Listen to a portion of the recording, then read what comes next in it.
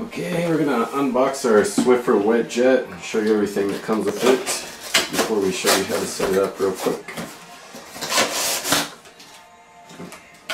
This is the batteries, and then those.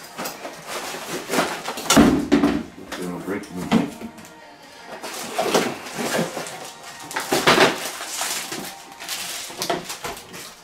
Alright, so it comes with some batteries. Looks like the container that holds the cleaner.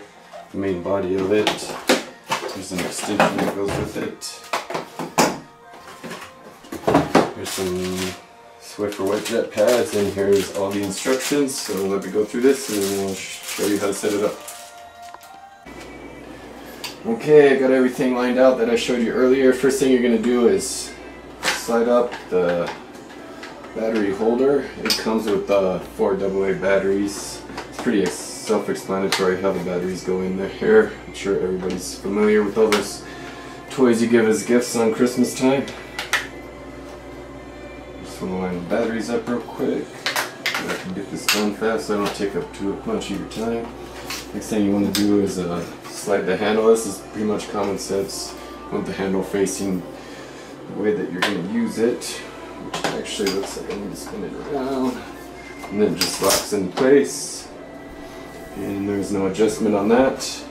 After that, you want to line up this arrow towards the handle. You'll see an arrow here on the canister, and it's already ready to put in there. You just line up that arrow, push it all the way down.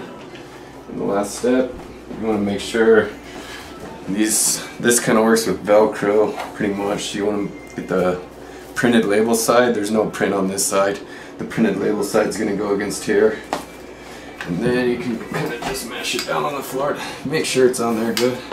It's a little bit crooked, but it's just Velcro, so you can always redo it. It really just needs to slide in place when you're going to use it. Next step, we'll show you how to use it properly.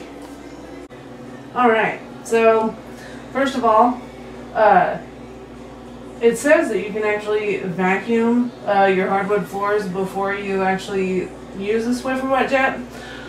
To me, it sounds kind of dumb, just because I don't want to ruin my hardwood floors with my vacuum. I mean, my vacuum does do hardwood flooring, but I figure sweeping with just a regular broom is sufficient enough because you're going to be cleaning it with this anyway.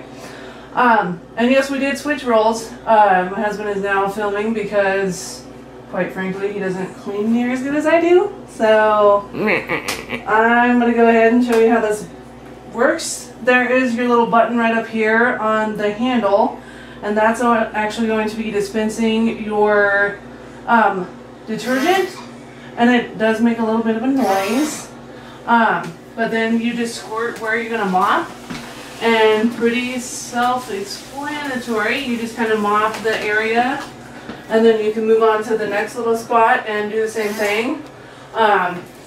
It just depends like on how much of the floor cleaner you want on your floor while you're doing it. So if you have like a little bit of a tough spot, you can obviously spray a little bit more on there. But yeah, it's pretty easy to do this. You just don't want to mop yourself into a corner so you don't walk across the clean floor. True. So I just got finished with our kitchen. It is a fairly small kitchen, so I would actually probably use this this little pad again for like my hallway. But obviously if you have a bigger kitchen or even just a bigger house in general, I would probably switch out the pad like every room. And it also depends like on how much dirt and stuff gets tracked in your rooms too. Like I said before, I just did my kitchen and it's not too terribly dirty, but if your house is bigger, you might want to switch it out every time you change rooms. So